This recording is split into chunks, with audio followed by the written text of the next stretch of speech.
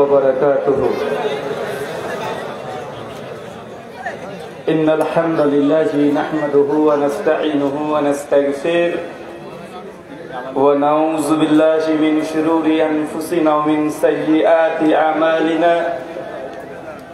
من يهده الله فلا مضل له ومن يضلل فلا هادي له.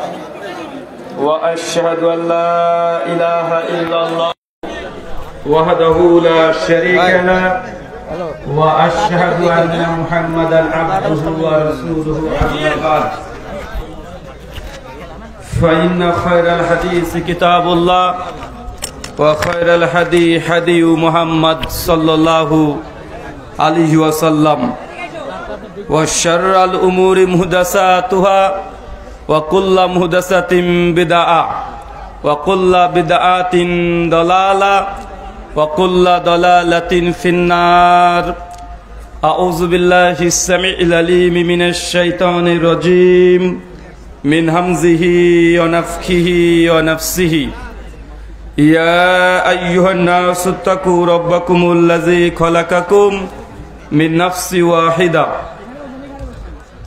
وخلق منها زوجها وبث منهما رجالا كثيرا ونساء واتقوا الله الذي تساءلون به والأرحام إن الله كان عليكم رقيبا. يا أيها الذين آمنوا اتقوا الله وقولوا قولا سديدا يصلح لكم أعمالكم يغفر لكم ذنوبكم ومن يطع الله ورسوله فقد فاز فوزا عظيما. قال رب اشرح لي صدري ويسر لي أمري واحلل عقدة من لساني يفقهوا قولي. রব্বি জিদনি ইলমা ওয়াজিদনি ফাহমা। আজকের হ্যান্ডবিল কোথায় ভাই? Handbill leaflet. সমস্ত প্রশংসা সেই মহান সত্তা আল্লাহ সুবহানাহু ওয়া তাআলার জন্য, যিনি আমাদের সৃষ্টি করেছেন। শুধু সৃষ্টি করেননি, এই পৃথিবীতে সহস্র কোটি মাখলুকাত সৃষ্টি করার পরেও যিনি আমাদের এই মানব জাতিকে সর্বশ্রেষ্ঠ জাতি, সর্বশ্রেষ্ঠ মাখলুকাত এবং সর্বশ্রেষ্ঠ নবী মুহাম্মদে আরবি সাল্লাল্লাহু আলাইহি ওয়াসাল্লামের উম্মত হিসেবে প্রেরণ করেছেন, সেই মহান সত্তা আল্লাহ সুবহানাহু ওয়া তাআলার সংক্ষিপ্ত শুকরিয়া সুজুদ আদায় করি। তার নিজেরই সে কোনো ভাষা দিয়ে সকলে এক বাক্যে পড়ি আলহামদুলিল্লাহ।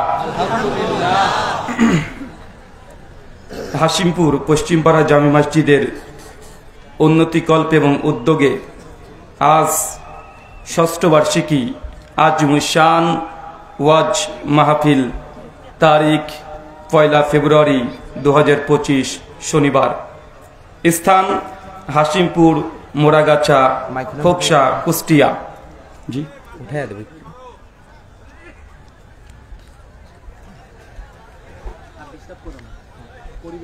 মহান সত্তা আল্লাহ সুবহানাহু ওয়া তাআলার কাছে দোয়া, এই প্রার্থনা, আল্লাহ সুবহানাহু ওয়া তাআলা আজকের এই আলোচনা সভাটিকে সফল করার জন্য যারা সার্বিক দিক থেকে সাহায্য এবং সহযোগিতা করেছেন, তাদের প্রত্যেকের নাম স্বতন্ত্রভাবে নিয়ে শুকরিয়া আদায় করা সম্ভব নয়।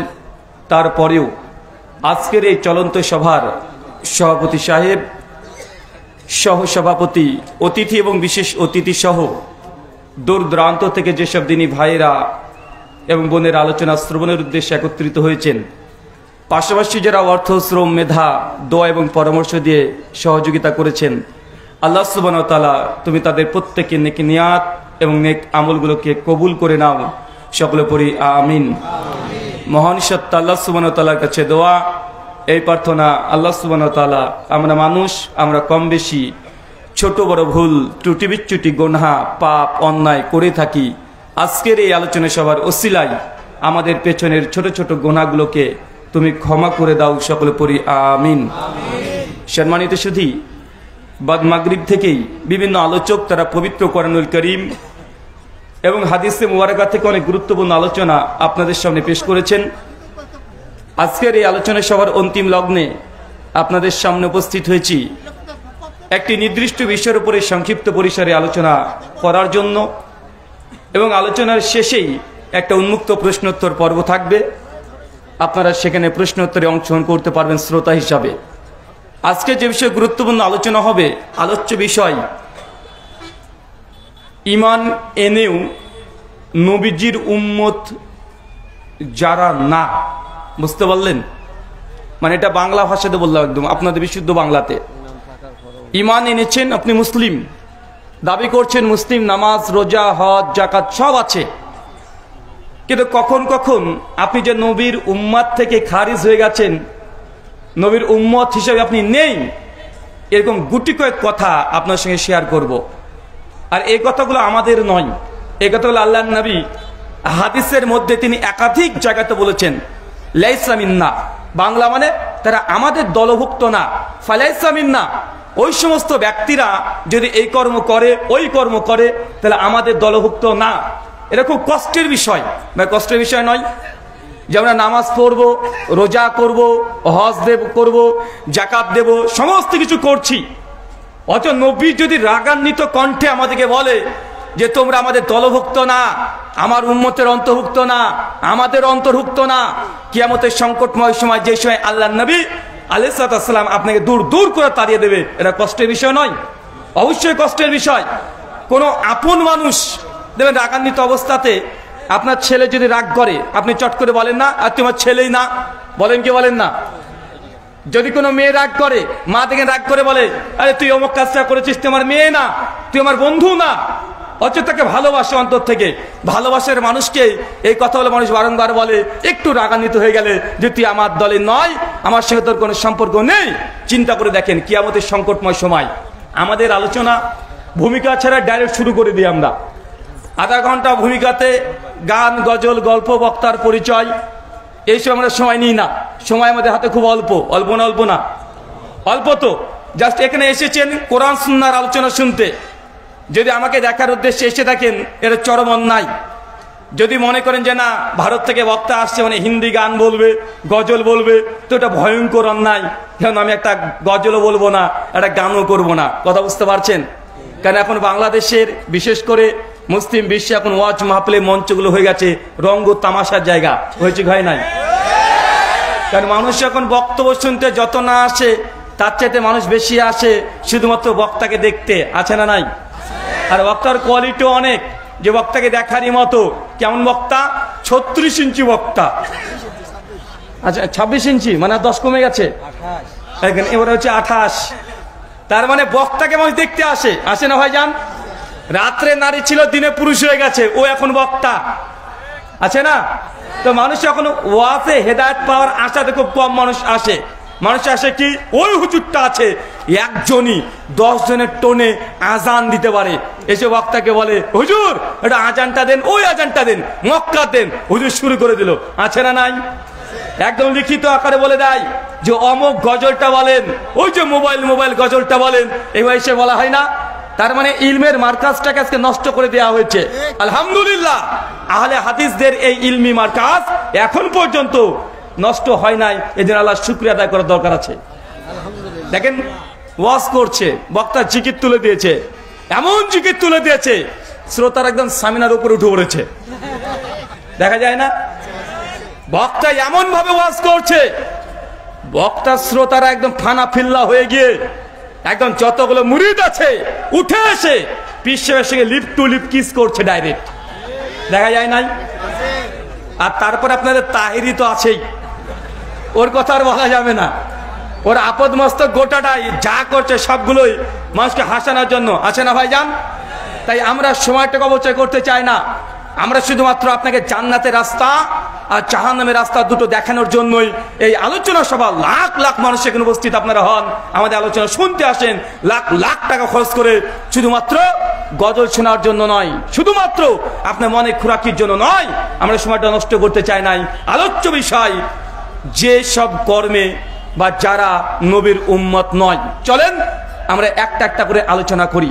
প্রথম কথা, কিয়ামতের সংকটময় সময় জেনে রাখবেন, সহিহ বুখারী হাদিস ৭৪১১, আল্লাহ নবী বলছেন সমস্ত উম্মতের মধ্যে আমি হব প্রথম মানুষ।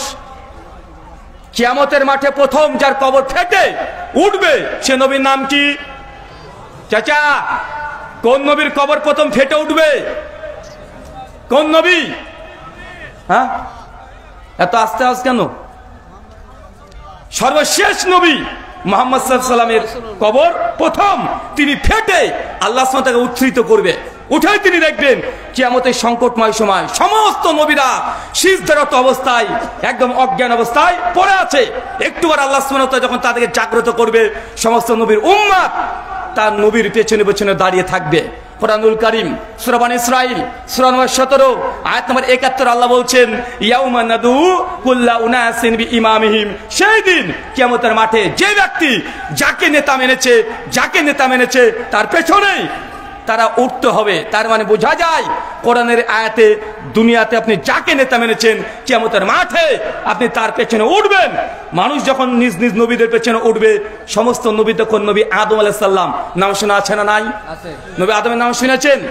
তার উম্মত ছুটে চলে যাবে নবী আদমের কাছে। চতুর্দিকে দেখবে শুধু ভয়ঙ্কর পরিস্থিতি, গিয়ে বলবে আপনি হচ্ছেন প্রথম পৃথিবীর মানুষ। আল্লাহ সুবহানাহু ওয়া তাআলা আপনাকে নিজ হাত দিয়ে তৈরি করেছে। আল্লাহ আপনাকে দুনিয়ার সমস্ত জ্ঞান ভাষা শিক্ষা দিয়েছে। আল্লাহ সুবহানাহু ওয়া তাআলা আপনাকে এত মর্যাদা দিয়েছে যে ফেরেশতা দিয়ে আপনাকে সিজদা করে দিয়েছে। আদম আলাইহিস সালাম, আজকে আমরা ভয়ঙ্কর পরিস্থিতিতে একটু আমাদের জন্য শাফাত করেন, একটু সুপারিশ করেন, রবের কাছে একটু জানিয়ে দেন আল্লাহ যেন আমাদেরকে জান্নাতে দেয়। একটু আপনি বলেন। নবী আদম সঙ্গে সঙ্গে তার উম্মতের সঙ্গে সম্পর্ক ডিসকানেক্ট করে বলবে আমার দ্বারা আজকে হবে না, কারণ আল্লাহ সুবহানাহু ওয়া তাআলা আমাকে যখন গাছে গাছে যেতে নিষেধ করেছিল সেই দিন আমি আল্লাহর এই আদেশকে লঙ্ঘন করে গাছের কাছে গিয়েছি। আজকে আল্লাহ যদি আমাকে প্রশ্ন করে আমি কি জবাব দিব? নবী আদম আলাইহিস সালাম তখন বলে সরাসরি যাও, তোমরা পৃথিবীর প্রথম নবী প্রথম রাসূল নবী নূহের কাছে চলে যাও। সমস্ত ছুটে চলে যাবে কার কাছে? কোন নবী? নবী নূহের কাছে।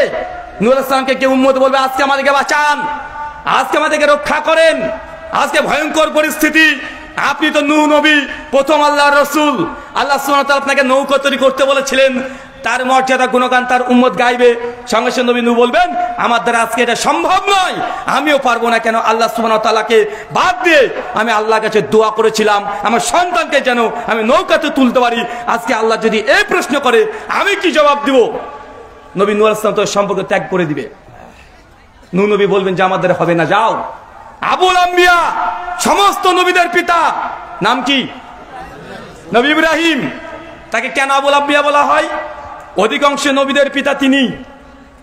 কোরআন হাদিসে যত নবীদের নাম পাবেন তার 90% নবীর বাপ হচ্ছে নবী ইব্রাহিম। কোন নবীর নাম বলবেন? ইয়াকুব, ইউনুস, যা বলবেন সব একদিকে চলে যাবে। কার কথা বলেন? নবী ইব্রাহিম। মানে তার বংশেই সবচেয়ে বেশি নবী এসেছে। নবী ইব্রাহিমের কাছে ছুটে ছুটে চলে যাবে দলবদ্ধভাবে। নবী ইব্রাহিম। আজকে আপনি আবুল আম্বিয়া, আল্লাহ আপনাকে কত উম্মতের জন্য মুসলিম জাতির পিতা হিসেবে ঘোষণা করেছেন, তিনি ইমাম, আজকে আমাদেরকে রক্ষা করেন। নবী ইব্রাহিম বলবে আমার দ্বারা আজকে হবে না। আমি না আমার জীবদ্দশাতে আমি 3টে তাওরিয়া করেছিলাম। আমাকে যখন বলা হয়েছিল এইটাকে, ওটা ছিল আমার স্ত্রী, অথচ আমি বোন বলেছিলাম। আজকে আল্লাহ যদি প্রশ্ন করে আমার কাছে কোনো জবাব নেই, তোরে যাও নবী ঈসার কাছে যাবে। ঈসা নবী উনিও ছেড়ে দিবেন। ঈসা নবী বলবেন শেষ নবী মুহাম্মদ সাল্লাল্লাহু আলাইহি ওয়াসাল্লামের কাছে যাও। আজকে তিনি একমাত্র শাফাত করতে পারেন, সুপারিশ করতে পারেন। তিনি যতক্ষণ জান্নাতের দরজায় ধাক্কা না দিবে ততক্ষণ জান্নাত আল্লাহ সুবহানাহু ওয়া তাআলা ফেরেশতাকে খুলতেও নিষেধ করে দিয়েছে। তার নাম কি? কথা বলেন। আপনি এখনো বুঝতে পারেননি আমরা কার উম্মত? আমরা কার উম্মত বুঝতে পেরেছেন? আমরা নবী মুহাম্মদ সাল্লাল্লাহু আলাইহি ওয়াসাল্লামের উম্মত। আল্লাহ নবী বলছেন যে আমাকে দুনিয়ার সব শেষে পাঠানো হয়েছে, কিন্তু বিচার শুরু হবে আমাকে দিয়েই। মানে এই উম্মত কত সৌভাগ্যবান আপনি কল্পনা করতে পারেন নাই। কেন বলেন তো? এর কারণ হচ্ছে একটাই, আমি যতটা গবেষণা করে দেখেছি এর কারণ খুঁজে পাইনি। তবে এই কারণটা হতে পারে এটা আবার জাতি ব্যাখ্যা। কারণ এর আগে নবীরা যারা এসেছিল বনী ইসরাঈল এমন ভাবে নবী পেয়েছে, বাপ নবী, বেটা নবী, নাতি নবী, মানে একটা সময় 5খানা 6খানা 7খানা নবী ছিল। দেখবেন নবী ইব্রাহিম, উনি নবী কি নবী না? তার সন্তানের নাম কি? ইসমাইল। নবী কি নবী না? তার আরেক সন্তান ইসহাক, নবী কি নবী নয়? ইসহাকের সন্তান কে? ইয়াকুব আলাইহিস সালাম, উনিও নবী। ইয়াকুবের 12 সন্তান, তার মধ্যে একজন ইউসুফ, উনিও নবী। দেখছেন এক পরিবারে কতগুলো নবী, মানে একটা সময় সে উম্মত গুলো 8টা 10টা 5টা 6টা করে একই সঙ্গে তারা নবী পেয়েছে না? দেখো নবী ঈসা, তিনি নবী। তার সময় আসছে নবী জাকারিয়া, তিনিও নবী। একই সময় আছে নবী ইয়াহইয়া, তিনিও নবী। দাউদ নবী, সুলাইমান নবী, সব এক সময়ে এত নবী। কিন্তু আমাদের ব্যাপারটা চিন্তা করে দেখেন, বাবা সে 1400 বছর আগে নবী দুনিয়া থেকে চলে গেছে, 1400 বছর এর মধ্যে আমরা নবীহীন অবস্থা আছে না নাই? আপনি আপনার নবীকে কখনো দেখেছেন? আমরা আমাদের নবীকে 2 চোখ দিয়ে দেখেছি, তার কণ্ঠস্বর শুনেছি, তারপরেও সে নবীর প্রতি কত ভালোবাসা, কত ভালোবাসা। আজকে এত মানুষ যে আপনারা জমাত হয়েছেন কেন? কারণ কি? আমার জন্য না, লাখ লাখ টাকা খরচ করছেন কেন? কি কারণ? শুধুমাত্র মুহাম্মদ সাল্লাল্লাহু আলাইহি ওয়াসাল্লাম সম্পর্কে জানতে এসেছেন আপনারা। চিন্তা করে দেখেন, যে নবী 1400 বছর আগে চলে গেছে, যাকে আমরা জীবনে চোখে দেখি নাই, যার কণ্ঠস্বর একদম শুনি নাই, যার ভাষার সঙ্গে আমাদের ভাষার মিল নেই, তার আরবি ভাষা, আমাদের বাংলা ভাষা, আমরা ভাষাটাও বুঝি না, যার বাড়ির দূরত্ব থেকে আমাদের বাড়ির দূরত্ব প্রায় 7,500 কিলোমিটার। কোথায় মদিনা আর কোথায় বাংলাদেশ? অনেক মানুষ চায় নাই সেখানে, তারপরে কত ভালোবাসা। তার বিরুদ্ধে কেউ যদি দুনিয়ার একটা মানুষ কটূক্তি করে, আমাদের ব্রেন নিতে পারে না, রাগ উঠে যায়। কেউ যদি বাপের বিরুদ্ধে বলে, মায়ের বিরুদ্ধে বলে, ছেলের বিরুদ্ধে বললে আমাদের ততটা রাগ হয় না, স্বাভাবিক রাগ হয়। কিন্তু নবীর বিরুদ্ধে কেউ যদি একটা বাজে মন্তব্য করে, ভাই গায়ে রক্ত টকবক করে ফুটে কি ফুটে না? এটা হচ্ছে ভালোবাসা। না দেখেও যে ভালোবাসা যায়, না কণ্ঠ শুনেও যে ভালোবাসা যায়।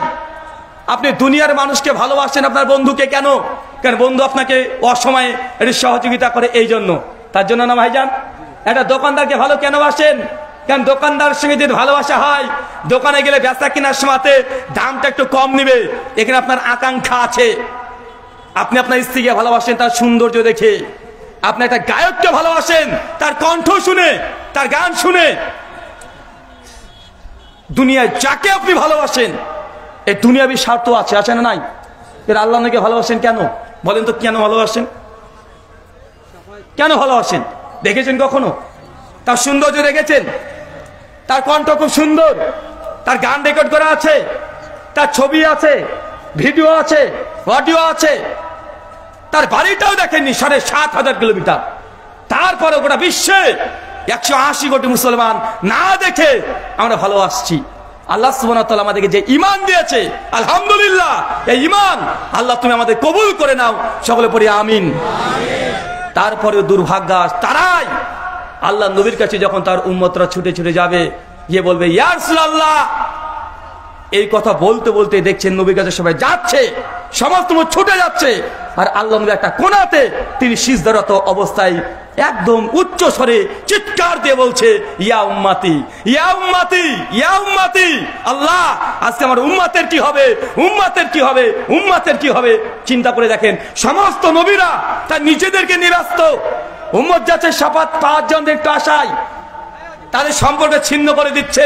কিন্তু সর্বশেষ নবী, আমরা যে নবীর উম্মত, তিনি বারবার উম্মতকে নিয়ে চিন্তা করছে, কারণ একটাই, 1400 বছর এই উম্মত তাকে না দেখে ভালোবেসেছে, তার কণ্ঠস্বর না শুনে ভালোবেসেছে। এই জন্য আল্লাহ নবী বলেছেন, যারা আমাকে দেখে এখন তোমরা সাবিরে ঈমান আনলে, আমার পরবর্তী সময়তে উম্মত যারা আসবে, যারা না দেখে আমার প্রতি ঈমান আনবে, তোমাদের চাইতে তাদের ডবল নেকি। আপনি এখনো বুঝতে পারেননি আপনি কার উম্মত, কার উম্মত বুঝেন নাই। নবীরা সেই দিন কথা বলার মতো সাহস দেখাতে পারবে না, অবশ্যই তারাও বলবে। কিন্তু প্রথম কথা কে বলবে? সর্বশেষ নবী। চাচা, আপনি নবীর উম্মত এখনো বুঝতে পারেন নাই, এই জন্য এখনো পীরের দরবারে ন্যাংটা বাবার কাছে গিয়ে এখনো আপনি মানত করে আসেন। নূহ নবী তার নিজের সন্তানকে কিস্তিতে তুলতে পারে নাই। চাচা, 5 কল্লি টুপি পরে আপনি ভাবছেন যে পীর সাহেব আপনার একদম কিয়ামতের মাঠে নৌকা নিয়ে চলে আসবে, আছে না নাই? কথা বলেন। আপনি এখনো বুঝতে পারেন নাই কোন নবীর উম্মত আপনি। মুসনাদ আহমদ 2546 নম্বর হাদিস, আল্লাহ নবী বলছেন যখন সমস্ত উম্মতকে আল্লাহ কিয়ামতের মাঠে উত্তরিত করবেন, সমস্ত উম্মাত চতুর্দিকে ছড়িয়ে আছে, সামনে নবী, তার পেছনে উম্মাত। একটু পরে একজন ঘোষণাকারী ফেরেশতা এসে বলবে, কোথায় আহমদ এবং তার উম্মাত? দ্রুত আল্লাহ আপনাদেরকে ডেকেছেন। মানে বুঝতে পারলেন, মানে চিন্তা বুঝতে পারলেন? এতজন মানুষ আপনারা এসেছেন। এখন যদি আমি এখান থেকে ঘোষণা দিয়ে বলি, বা কেউ একজন যদি বলে ওই 5 জনের নাম ধরে যে ডাকা হয়, আপনার সম্মান কত বুঝতে পারছেন না? সমস্ত উম্মতরা দাঁড়িয়ে আছে, ফেরেশতা স্পেশাল ভাবে সে বলবে, কোথায় আছে আহমদ? মুহাম্মদ কোথায়?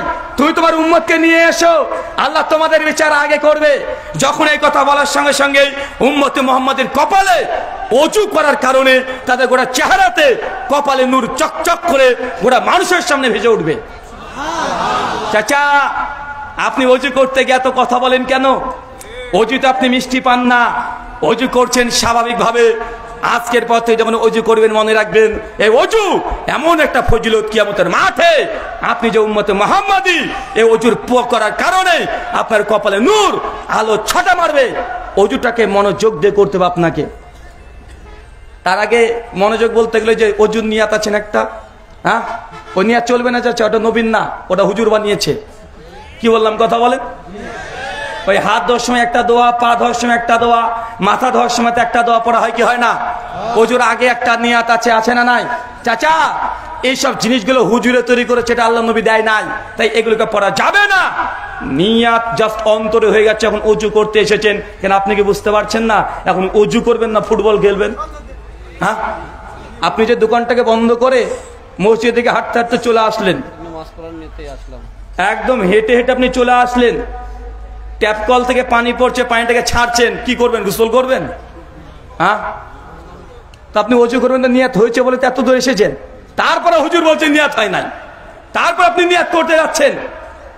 আল্লাহ নবী বলছেন সেই দিন যখন প্রত্যেকটা আমার উম্মতের কপালে চকচক করবে, নূরের আলো লাইট ঝকঝক করবে, অন্যান্য নবীর উম্মতরা তখন রাস্তাকে ফাঁকা করতে লাগবে, একদম ফাঁকা। আর সঙ্গে সঙ্গে আল্লাহ নবী তার উম্মতকে নিয়ে পিছন কাতার থেকে আস্তে আস্তে সামনে গিয়ে আসবে। চিন্তা করেন এবার, এরা কোন নবীর ফজিলত, কাদের ফজিলত? আমরা সর্বশেষ এসেছি, আমাদের হিসাব প্রথম হবে। সমস্ত উম্মত ফাঁক করতে লাগবে রাস্তা। যে উম্মতে মুহাম্মাদে আসছে, সর্বশেষ নবীর উম্মত আসছে, উম্মত তখন চিৎকার মারবে, নবী মুসার উম্মত। যদি আমরা সত্যি শেষ নবীর উম্মত হতে পারতাম, ঈসা নবীর উম্মতরা বলবে সত্যি যদি সৌভাগ্যবান হতাম যে শেষে যেতাম, কতই না আমাদের জন্য আজকে সম্মানের ব্যাপার ছিল। তারপরেও উম্মত তখন আস্তে আস্তে যখন আসবে, তাদের হিসাব প্রথম নেওয়া হবে। আল্লাহ নবী গর্ব করে বলছে, শোনো, এই দুনিয়াতে যত নবীর উম্মত আছে, যত জান্নাতে যাবে, আমার উম্মত তার চাইতেও 3 গুণ বেশি জান্নাতে হবে। নূহ নবীর উম্মত মাত্র 50 জন ঈমান এনেছে, ঈসা নবীর উম্মত মাত্র 11 জন এনেছে। আল্লাহ নবী বলছেন যে আমি যখন কিয়ামতের মাঠে তাকাচ্ছি চতুর্দিকে, কিছু নবীকে দেখছি তার পেছনে 100 মানুষ, 100 জন উম্মত। কিছু নবী দেখছি তার উম্মত আছে মাত্র 50 জন, আর কিছু নবীকে দেখছি তার পেছনে উম্মতই নাই, একা নবী দাঁড়িয়ে। এমন নবীও আছে। নবী নূহের কথা চিন্তা করেন, সূরা হুদ আয়াত 34 থেকে 45 পর্যন্ত নবী নূহ বলছেন যে আমি আল্লাহ তোমার রাস্তায় মানুষকে 950 বছর দাওয়াত দিয়েছি। কত বছর? কতজন ঈমান এনেছে? চাচা আর যুবক তরুণ ভাইরা, আপনারা মনে করছেন যে বক্তার যত ভক্ত বেশি সেই তত বড় আল্লামা আছে না নাই? কথা বলেন। আজকে আমার আলোচনাতে মনে হয় ছেলে মেয়ে মিলে 70-80 হাজার মানুষ হয়ে যাবে। এখন বাইরেকার মানুষ, বাপরে বাপ, 4টা কিনে ব্যাপার নাকি, এত মানুষ এসেছে, তার মানে আমি বড় বক্তা। এই মতে যদি আপনি চলেন, আপনি পথভ্রষ্ট হতে খুব সহজে হয়ে যাবেন। কেন? কখনো সংখ্যা গরিষ্ঠতা, কত ফ্যান আছে, কত ফলোয়ার আছে, কত সাবস্ক্রাইবার আছে, বক্তার ভক্ত কত, এগুলো কোনো সত্য মিথ্যা যাচাই করা যায় না। নবী নূহের উম্মত মাত্র 50 জন। এখন নবী নূহকে কি বলবেন? উনি হকের দাওয়াত দেননি। আমার কাছেই না হলে যদি গণনা করতে যায়, কয়েকশো মানুষ কালেমা পড়ে ফেলেছে অলরেডি, কয়েকশো। আজকেও এই স্টেজে ওঠার আগে এখনই একজন অমুসলিম হিন্দু দাদা মেসেজ করেছে একটু আগে, ঘরে বসে থাকার সময় এখনই, যে ভাই একটা প্রশ্নের উত্তর দিতে বলে ইসলাম গ্রহণ করব। ওকে আমি উত্তরটা দিলাম, উনি এখনই বলছে ভাই আমি কালেমা পড়তে চাই। এখনই আছে, আপনাকে দেখাতে পারবো, এখনই, এখন এই মুহূর্তে আছে। এখন তো এখন আপনি যদি মনে করেন যে আমার কাছে 100 মানুষ কালেমা পড়েছে, তা আমি যা বলবো সব অন্ধর মতো মেনে নেবেন, এটা করা যাবে না। আল্লাহ নবী বলছেন, ইবনে মাসউদের সূত্রে হাদিস বর্ণনা আছে কুবরা লিল বাইহাকি হাদিস নাম্বার 2236, লা তুকাল্লিদু দীনাকুম রাজুলান। শোনো, দ্বীনের ব্যাপারে, ইসলামের ব্যাপারে কোন বক্তার অন্ধ অনুসরণ করা চলবে না। আমার কাছে ইসলাম কেউ কবুল করলো মানে আপনি যে আমাকে হক মনে করবেন, কখনোই না। আমরা জানি ডাক্তার জাকির নায়েক পাকিস্তানে আলোচনা করতে গিয়ে লাহোরে প্রথম দিন তিনি ভাষণ দিতে গিয়ে বলছেন, তাকে সাংবাদিক বলছে, আপনার কাছে আজ পর্যন্ত কতজন মানুষ ইসলাম অ্যাকসেপ্ট গ্রহণ করেছে? জাকির নায়েক বলছে, শুধু রেজিস্ট্রেশন করে প্রায় 13 লক্ষ মানুষ আমার কাছে ইসলাম গ্রহণ করেছে। কত লক্ষ চাচা? এটা ডাক্তার জাকির নায়েকের রেজিস্ট্রেশন ভুক্ত। আর জাকির নায়েক বলছে, কিন্তু অনেক মানুষ এমন আছে যারা ইসলাম গ্রহণ করেছেন বক্তব্য দ্বারা প্রভাবিত হয়ে, যাদের সঙ্গে আমার কানেকশন নেই, যোগাযোগ হয় নাই। এমন মানুষ আছে না নাই? বাংলাদেশে অনেক মানুষ আছে যারা ডাক্তার জাকির নায়েকের বক্তব্য শুনে হিন্দু ধর্ম ত্যাগ করে মুসলমান হয়েছে, আছে না নাই? খ্রিস্টান ধর্ম ত্যাগ করে ইসলাম গ্রহণ করেছে, আছে না নাই? আছে। তার মানে কত মানুষ যে ইসলাম গ্রহণ করেছে ডাক্তার নায়েকের বক্তব্যের প্রভাবে, এর কোনো হিসাব নাই। তারপরে যদি আপনি মনে করেন ডাক্তার জাকির নায়েক যা বলছে সেটাই হওয়া, 19-20 হওয়া যাবে না, বা এটা কি হয়ে গেল? এটা বাড়াবাড়ি হয়ে গেল না? এটা বাড়াবাড়ি হয়ে গেল। এই বাড়াবাড়ি থেকে আপনাকে দূরে থাকতে হবে। একটা সময় আমাদেরকে বলতেন এই বাংলার ভূমি, বাংলাদেশ, এটা পীর ওলিয়া উলিয়াদের দেশ, তারাই প্রথম ইসলাম নিয়ে এসেছে। তারা যদি অমুসলিমকে মুসলিম না বানাতো তাহলে সবাই মুশরিক থাকতো, কিন্তু পীর ভক্ত। এই কথা বলে কি বলে না? মানে তাদের কাছে মানদণ্ড হচ্ছে এটা, কে বড় আল্লাহর ওলি, যার কাছে মানুষ মুসলমান হয় বেশি সে বড় ওলি। তো ডাক্তার জাকির নায়েককে জিন্দা ওলি মেনে নাও।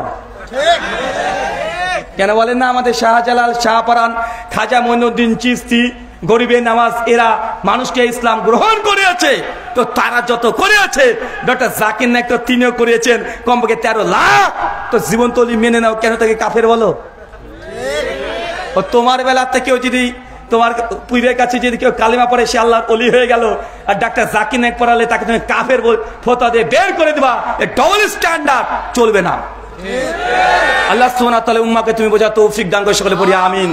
সম্মানিত সুধী, আপনাকে আমি এতক্ষণ বুঝালাম যে নবীর আমরা উম্মত, সেই নবী কিয়ামতের মাঠে শুধু উম্মতি উম্মতি করে বারবার চিৎকার মারবে আল্লাহর কাছে। কিন্তু তারপরেও এমন কিছু কপাল পোড়া আছে, দুর্ভাগা আছে, আল্লাহ ডাইরেক্ট বলবে ওই কিয়ামতের মাঠে, তুই আমার উম্মত না, সর সর, তোমার উম্মত না। কত কষ্টের ব্যাপার বলেন তো। দেখেন, যে নবী উম্মতের জন্য কান্না করছে, অথচ সেই নবী কিয়ামতের মাঠে এক শ্রেণীর উম্মত আসবে, নবী দেখতে পাবে যেটা আমার উম্মত। তারপর আল্লাহ নবী পরিষ্কার হয়ে যাবে, যা এখানে চলে যা, তুই আমার উম্মত না। চলেন একটা একটা করে এবার হাদিস আপনি শুনতে থাকেন। সহিহ বুখারী হাদিস নাম্বার 2252, আল্লাহ নবী বলছেন, কিয়ামতের মাঠে আমাকে হাউজে কাউসার দেওয়া হবে, আমি হাউজে কাউসারের কাছে আগেই চলে যাব। আর এই মত অবস্থাতে আমার উম্মত আমাকে ছুটে ছুটে আসবে, ইয়া রাসূলুল্লাহ ইয়া রাসূলুল্লাহ চিৎকার মেরে আসবে। আস্তে আস্তে আমি সমস্ত উম্মতকে হাউজে কাউসারে পানি পান করাবো। যদি একবার পানি পান করে নাই তাহলে আর কোনোদিন তার পিপাসা পাবে না।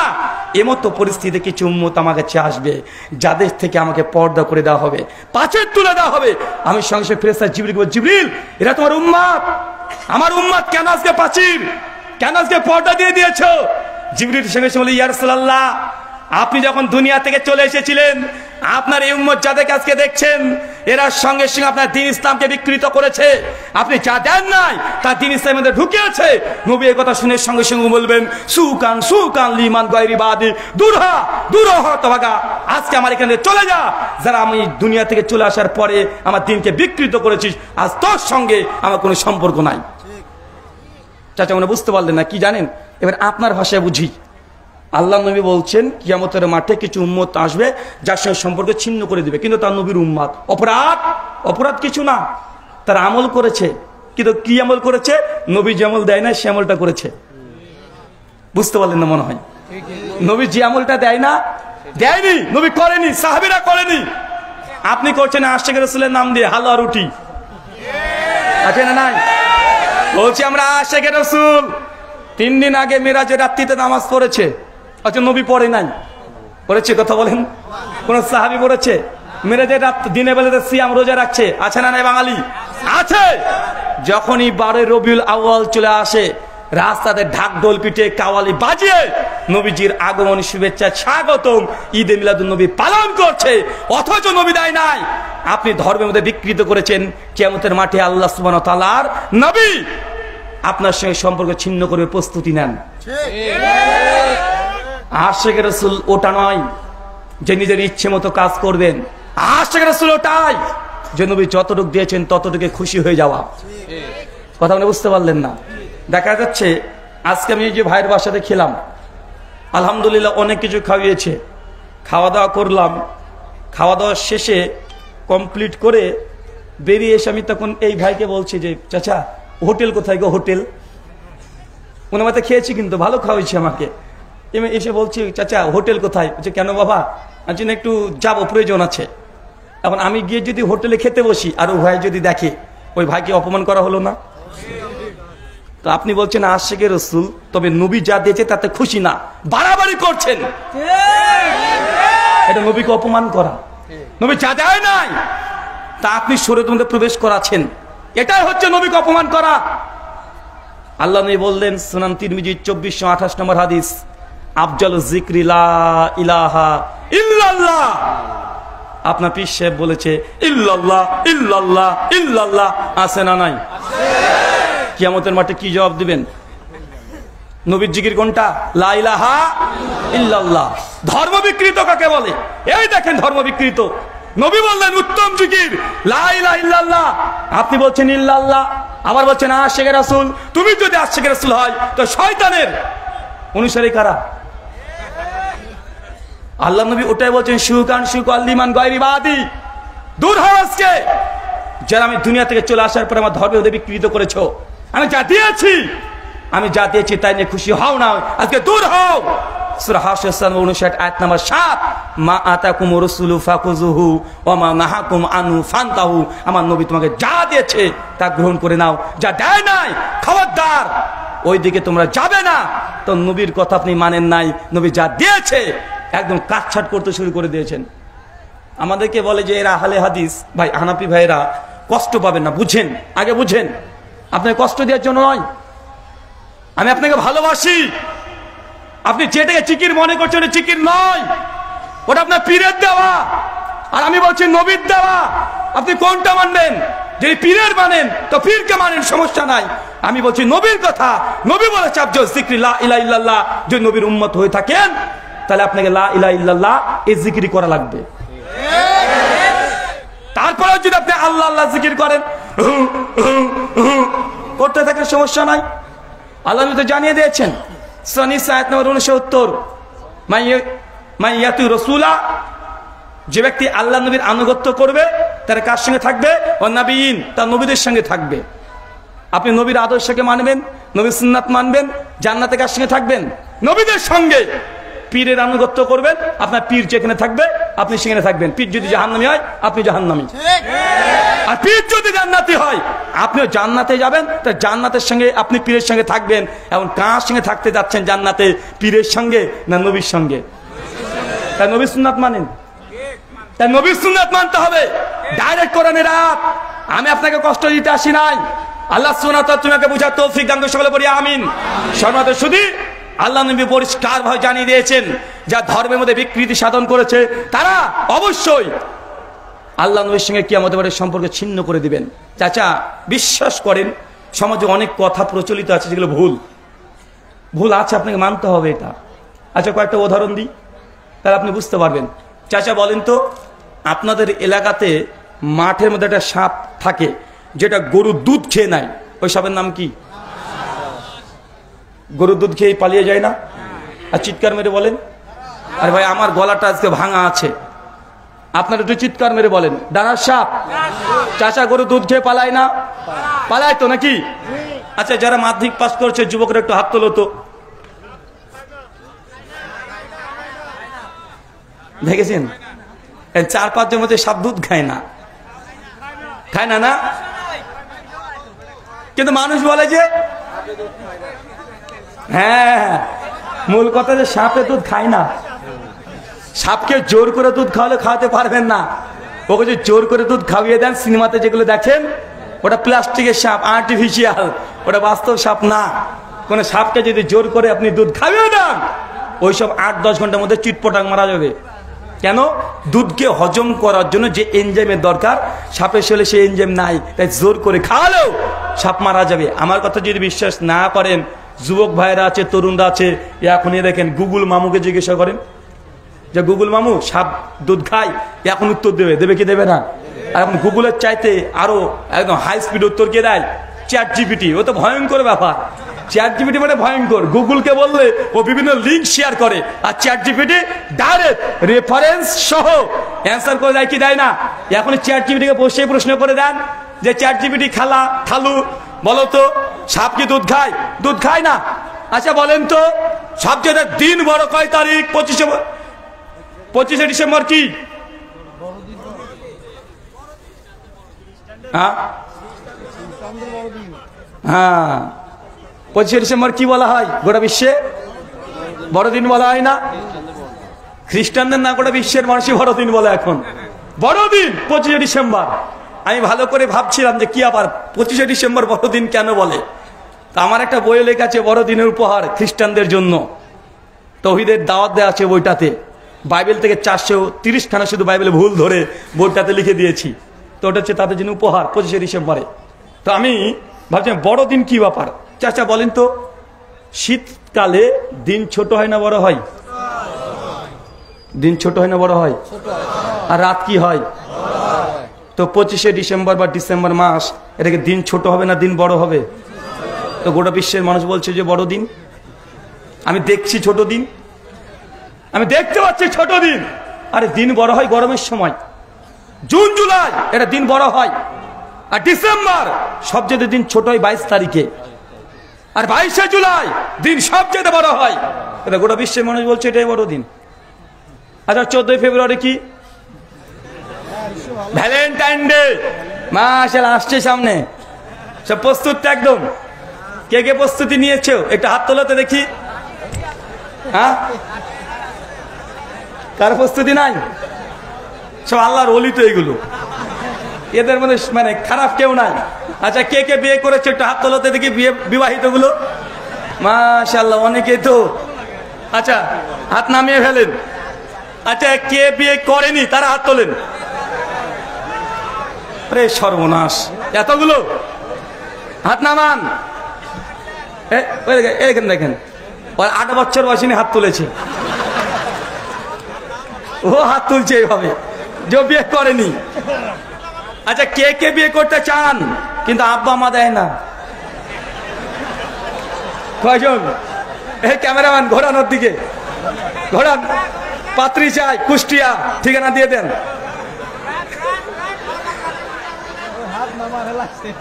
মানে 4-5 জন আছে যারা বিয়ে করতে চায় কিন্তু আব্বা মা দেয় না, তাই তো?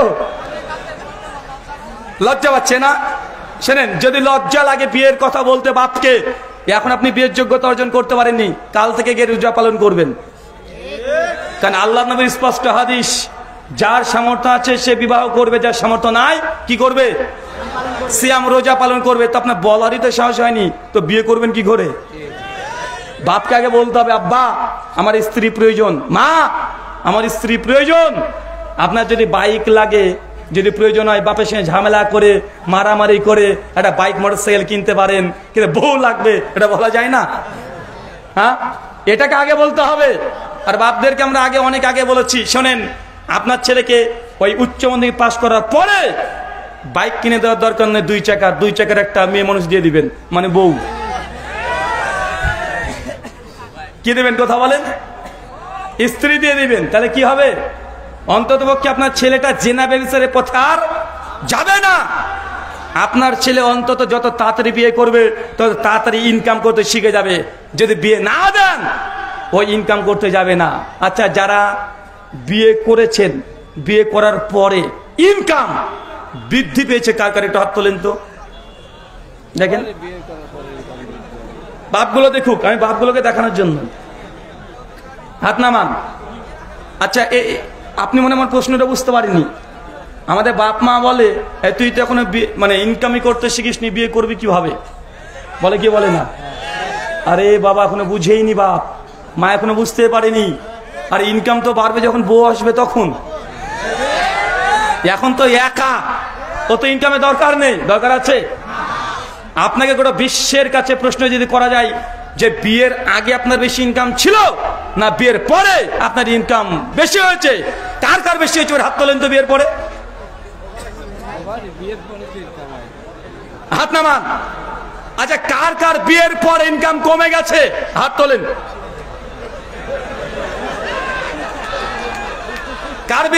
কার ইনকাম কমেছে বিয়ের পরে? চাচা আপনার? মা একজন আছে। চাচা প্রশ্ন শুনতে পেয়েছেন? চাচা যদি শাঁসি আসার কারণে ইনকাম কমে যায়, বাচ্চা কয়টা? 5টা। এক কাজ করতে হবে চাচা, আর একটা চাচি নিয়ে আসতে হবে। কারণ কোরআনের আয়াত সূরা নূর আয়াত নম্বর 32, যারা নিজের যৌবনকে হেফাজত করার জন্য যারা বিবাহ করে, আল্লাহ কোন দিক দিয়ে রিজিক দিয়ে পূর্ণ করে দেবে এটা আল্লাহর ব্যাপার। কারণ রিজিক বাড়বেই যদি আপনি নিজের যৌনতাকে হেফাজত করার জন্য বিয়ে করেন। এটা আল্লাহ কোরআনের কথা। তাই বাপ মা যে কথা বলছে যে না ছেলে আমার পড়াশোনা করছে, কেবল উচ্চ মাধ্যমিক দিয়েছে, ও উচ্চ মাধ্যমিক দিয়ে ও রাস্তা রাস্তা মেয়ের পেছন পেছন ঘুরে বেড়াতে পারে, সমস্যা নাই, কিন্তু উচ্চ মাধ্যমিকের পরে বিয়ে করলে এটা নাকি সুশীল সমাজের সমস্যা হয়ে যায়। আছে না নাই? কথা বলেন। আশ্চর্য দুনিয়াতে বাস করছি, আশ্চর্য দুনিয়াতে। চলেন, তার মানে আমরা বুঝতে পারলাম কিয়ামতের মাঠে আল্লাহ নবী তাদের সঙ্গে সম্পর্ক ছিন্ন করবে যারা আল্লাহ নবীর শরীয়তের মধ্যে বিকৃতি সাধন করেছে। আপনাকে এই জন্য বললাম, আমরা ভুল জানি এমন অনেক দৃষ্টান্ত আছে। যেমন সাপ দুধ খায়, আপনি জানতেন, হয়তো সাপ দুধ খায় না। 25শে ডিসেম্বরকে বলেন বড়দিন, হয়তো বড়দিন নয়। 14 ফেব্রুয়ারি কি? Valentine day. আচ্ছা, ভ্যালেন্টাইন ডে বাংলা কি? ভালোবাসা দিবস। পৃথিবীর কোন ডিকশনারিতে আছে ভ্যালেন্টাইন ডে মানে বাংলাতে ভালোবাসা দিবস? আমরা তো যত ইংলিশ বুঝি, ভ্যালেন্টাইন ডে বাংলা অনুবাদ কখনোই ভালোবাসা দিবস হয় না। ভালোবাসা দিবস যদি ইংলিশ ট্রান্সলেশন করেন হবে ওয়ার্ল্ড লাভ ডে বা ইন্টারন্যাশনাল লাভ ডে। 14 ফেব্রুয়ারি ভ্যালেন্টাইন ডে মানে ভালোবাসা দিবস কোথা থেকে আসলো? বের করেন তো। ইংরেজি বোঝেন না আপনারা? হ্যাঁ, ভ্যালেন্টাইন ডে বাংলা এটা হয়? জীবনে হবে? পৃথিবীর যত বড় অক্সফোর্ড ডিকশনারি নিয়ে আসেন, করতে পারবেন কেউ? কিন্তু এই ভ্যালেন্টাইন ডে বাংলা অনুবাদ কিভাবে হচ্ছে? ভালোবাসা দিবস?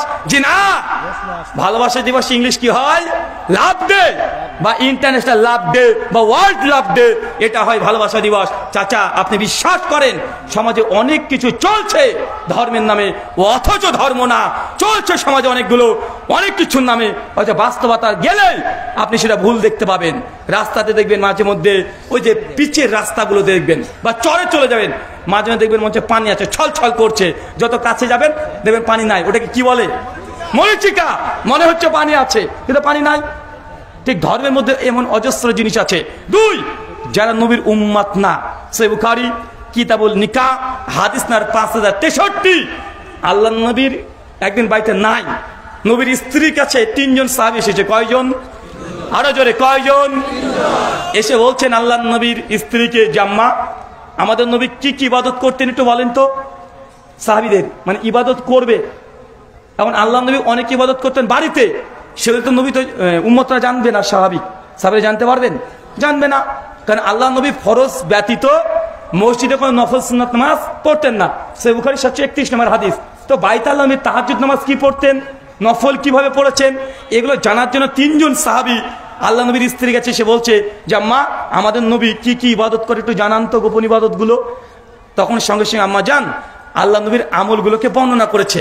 3 জন সাহাবীর মধ্যে একজন চট করে উঠে বলছে, কোথায় আল্লাহ নবী, কোথায় আমরা? নবী এই কটা আমল করে? ওরা ভেবেছে মনে অনেক আমল করবে, আপনার পীরের মতো এক পায়ে দাঁড়িয়ে কোরআনকে খতম দিবে, এরকম ভেবেছে হয়তো বা আছে না নাই? কথা বলেন। বলছে আমার পীর সাহেব এমন পীর তুমি জানো, এক পায়ে দাঁড়িয়ে আমার পীর সাহেব কোরআন খতম দিয়েছে 3 বার। এটা হচ্ছে বুজুর্গি সমাজ, আছে না? তো সাহাবী ভাবছেন যে আল্লাহ নবী এই কটা আমল করে, আমল শুনে তারা হচ্ছে এই কটা আমল। তখন একজন চট করে বলছে 3 জনের মধ্যে, কোথায় আল্লাহ নবী আর কোথায় আমরা, তুলনা করা যায়? উনি তো নবী, আর আমল না করলেও তো জান্নাতি, তা আমাদের এই কটা আমলে চলবে না। একজন চট করে দাঁড়িয়ে তখন বলছে যে আমি সারা জীবন তাহাজ্জুদে নামাজ পড়বো। নামাজ কখনো মিস করবো না, সারা রাত ভোর আমি তাহাজ্জুদে দাঁড়িয়ে থাকবো। আর একজন বলছে তুমি তাহাজ্জুদ পড়বে, যাও আমি সারা জীবন রোজা পালন করবো, রোজা সিয়াম, কখন রোজাকে বাদ দিব না। আর একজন বলছে কি বেঁচে থাকলো তাহলে, ও তখন বলছে বিয়েই করবো না। একদম বাউল হয়ে গেলাম, একদম জীবন চিল্লা আছে না, এক চিল্লাতে বড় একদম আল্লাহর ওলি বেনে গেছে। আবার ওই টুঙ্গির ইস্তেমাতে গিয়ে 2 তাবলিগ জামাতের ভাই একা মারামারি করে শহীদ হয়ে গেছে। অনেকে আমাদেরকে রাগ করেন, আমি বুঝি না রে ভাই, আপনারা রাগ করে বলছেন যে রুহুল ভাই আপনারা আহলে হাদিসরা তাবলিগ জামাতের বিরোধিতা কেন করেন, কেন বিরোধিতা করেন, বা আমরা কোথায় বিরোধিতা করলাম আজকে পর্যন্ত দেখাতে পারবেন? ওটা বিশ্বের মধ্যে কোনো আহলে হাদিসের হাতে একটা ওই যে তাবলিগ জামাতের ভাইয়ের একটা থাপ্পড় খেয়েছে দেখাতে পারবেন? আজ পর্যন্ত কোনো বাংলাদেশে দেখাতে পারবেন যে আহলে হাদিসের মসজিদে কোনো হানাফি ভাইয়ের নামাজ পড়তে এসেছে, এই জন্য আহলে হাদিসরা তাকে ঘাড় ধাক্কা দিয়ে মসজিদ থেকে বের করে দিয়েছে? দেখাতে পারবেন? এর উল্টোটা দেখানো যাবে কি যাবে না? হ্যাঁ, আপনি আছেন এখানে মসজিদে বসে আছেন। আচ্ছা, কাকে কাকে শুধুমাত্র আহলে হাদিসদের তরিকায় নামাজ পড়ার কারণে মসজিদ কমিটি বাজে বাজে শব্দ কথা বলেছে, ঝামেলা করেছে? কে কে আছেন এবার হাত তোলেন তো দেখি। দেখেন মসজিদ থেকে বের করে যায়, কত স্টেজে দেখেন, দেখেছেন? হাত নামান। আমাদেরকে বলছে যে আমরা তাবলিগ জামাতের বিরোধিতা করি না। ভাই, তাবলিগের বিরোধিতা আমরা করি না, আপনি ভুল বুঝেছেন। ওই যে টুঙ্গিতে তাবলিগের 2 দল, এরা সাতপন্থী, এটা জুবারপন্থী, আছে না নাই? 2 মাস আগে মারামারি করে 5 জনকে শহীদ করে দিয়েছে কি তাই নাই? কারা আহলে হাদিসরা করেছে? কারা করেছে? তাবলিগ জামাতরাই করেছে। বলছে তাবলিগ জামাত করা যাবে কি যাবে না? আমি বলেছিলাম ভাইজান আমি তো নিজে থেকে ফতোয়া দিই না, তো তাদের ফতোয়া সাতপন্থীরা জুবারপন্থী তাবলিগ জামাতকে বলে গোমরা পথভ্রষ্ট, আর জুবারপন্থীরা বলে সাতপন্থীকে এরা পথভ্রষ্ট, এরা জাহান্নামী। আমি বলছি আপন মায়ের পেটে 2 ভাই, এই ভাই একে কাফের বলে, এই ভাই একে কাফের বলে। আমি তো তৃতীয় পক্ষ, বাড়ির বাইরেকার মানুষ, আমি ভাই ফতোয়া তুটা দিতে পারবো না, আমার সাদা মনে ভাই কাদা নাই, তাই আমি নতুন ফতোয়া দিতেও চাই না। তো 2 ভাই যখন 2 ভাইকে কাফের বলছে, আমি তখন বলছি তোরা 2 ভাই ঠিক কথাই বলছিস, যা দুজনই গোমরা। ভাই এটা আমার ফতোয়া দিয়েছি, আমি স্পেশাল ভাই কোনো কথা বানিয়েছি? ওরা একে অপরকে পথভ্রষ্ট কাফের বলছে, আমি জাস্ট তাদের কথায় সম্মতি দিয়েছি। আমাকে তো সাতপন্থীর সে চুম্বন করার দরকার যে হ্যাঁ, যেহেতু আমরা সাতপন্থী জুয়ারপন্থীকে পথভ্রষ্ট বলেছি, তো রুহুল আমিন ভাইও আমাদের সঙ্গে এই ফতোয়ায় একমত যে পথভ্রষ্ট সাতপন্থীর এসে চুম্বন দেওয়ার দরকার না আমাকে। আমার আর এক গেলে জুয়ারপন্থী এসে চুম্বন দেওয়ার দরকার, কারণ আমি বলছি জুয়ারপন্থীরা বলছে সাতপন্থী গোমরা, আমি বলছি সাতপন্থী গোমরা, তো জুয়ারপন্থী এসে আমাকে চুম্বন দেওয়ার দরকার আছে না নাই? কিন্তু তারপরে বলবে রুহুল ভাই ভালো না, বলে তাহিরি বলেছিল না, তারপরে বলে যে রুহুল আমিন ভাই ভালো না, যে আহলে হাদিসরা তাবলিগের বিরোধিতা করে। জি না, নিজেরা নিজেদের বিরোধিতা করছেন, আপনারা নিজেরাই মারামারি করছেন। আহলে হাদিসের জীবনে একজনকে দেখাতে পারবেন না কোন হানাফি ভাইয়ের কলারটাকে এইভাবে ধরিয়েছে, এর প্রমাণ একটা পেশ করতে পারবেন ইনশাআল্লাহ। 2 নম্বর, আল্লাহ নবীর সাহাবী যখন 3 জন 3টে আমলের কথা বলেছে। 1, সারা রাত তাহাজ্জুদের নামাজ, চাচা আপনার জন্য এটা। 2, সারা জীবন রোজা পালন করবো, রোজা ছাড়বো না। 3, সারা জীবন বিয়ে করব না, বিয়ে করলে সন্তান হবে, ছেলে হবে, মেয়ে হবে, বউ হবে, দুনিয়ার প্রতি আমি প্রেমে আবদ্ধ হয়ে যাব, আমি রবকে সময় দিতে পারবো না, বিধায় আমি বিয়ে করব না, সব সময় তসবিহ জিকির আজকার নিয়ে ব্যস্ত থাকবো। চাচা 3 জন সাহাবী 3টে আমল করতে চেয়েছে। 3টে আমল ভালো না খারাপ? নামাজ পড়া খারাপ? সবচেয়ে শ্রেষ্ঠ নামাজ কি? তাহাজ্জুদ। সূরা নাস 1320 নম্বর হাদিস আল্লাহ নিয়ে বলছেন, যে ব্যক্তি তাহাজ্জুদ গুজার, এই ব্যক্তির যদি জিনা করে, জেনার মতো পাপ, আল্লাহ তাহাজ্জুদের সালাতের কারণে আল্লাহ ক্ষমা করে দিবে। মানে জেনা মানে যদি ফাঁস হয়ে যায় দুনিয়াতে মৃত্যুদণ্ড, এত বড় পাপ, কিন্তু আপনি যদি তাহাজ্জুদ গুজার হন কি হবে? আল্লাহ তাও ক্ষমা করে দিবে। মানে একটা ফজিলত বললাম, ওই ব্যক্তি বলছে তাহাজ্জুদের সালাত আদায় করব। একজন বলছে রোজা রাখবো সারা জীবন। রোজা মানে নির্দিষ্ট কোনো ফজিলত নাই, কিয়ামতের মাঠে আল্লাহ নিজ হাতে আপনি ফজিলত বুঝিয়ে দিয়ে দিবে। মানে কি চেয়ে দিবে আপনি বুঝতে পারবেন না এখনো। রোজাদারের জন্য জান্নাতে স্পেশাল একটা দরজা তৈরি করে গেছে আল্লাহ, নাম দিয়েছে জান্নাতে। সেই দরজার নাম বাবু রায়্যান।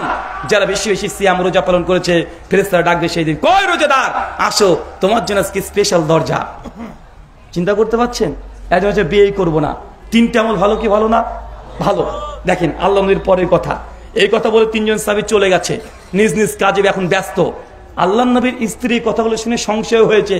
আল্লাহ নবী বাড়িতে আসার পরে সংশয় প্রশ্ন করছে, ইয়া রাসূলুল্লাহ, তিনজন আপনার সাহাবীরা এসেছিল আমার কাছে, এসে আপনার আমলের কথা জিজ্ঞাসা করলো, আমিও বলে দিলাম তারা তিনজন এই কথাগুলো বলেছে। আল্লাহ নবী শুনে তো অবাক, সংশয় বলছেন কিছু মানুষকে ধরে, যাও তো ওই তিনজন ব্যক্তিকে ডেকে নিয়ে এসো, নবীর কাছে এসেছে। তোমরা তারা? জি ইয়া রাসূলুল্লাহ আমরা তারা। তোমরা এই মন্তব্য করেছো? জি করেছি। আল্লাহ চট করে দাঁড়িয়ে বলছে, আল্লাযী নাফসি বিয়াদি মুহাম্মদ, শোনো সেই সত্তার কসম যার হাতে আমি নবী প্রাণ আছে, আমি রাত্রিতে তাহাজ্জুদের নামাজও পড়ি, আবার স্ত্রীকে সময়ও দিই, আবার ঘুমাই। আমি বিয়ে করেছি, স্ত্রীকে সময়ও দিই, আবার ইবাদত বান্দিগিও করি।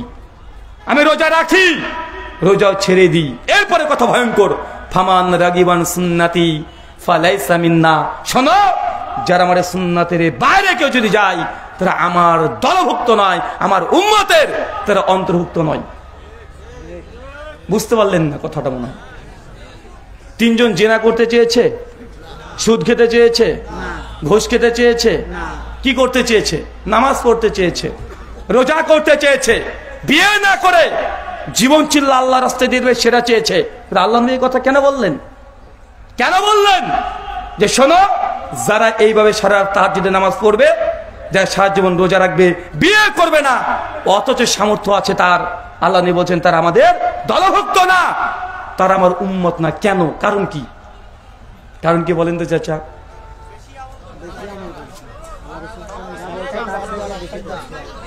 এই দেখেন সহিহ বুখারীর কিতাবুন নিকার ৫৬৩ নম্বর হাদিস, সহিহ মুসলিম ১৪০১ নম্বর কিতাবুত তালাক, মিশকাত হাদিস ১৬৫, বিভিন্ন জায়গায় এই হাদিসটা আসছে।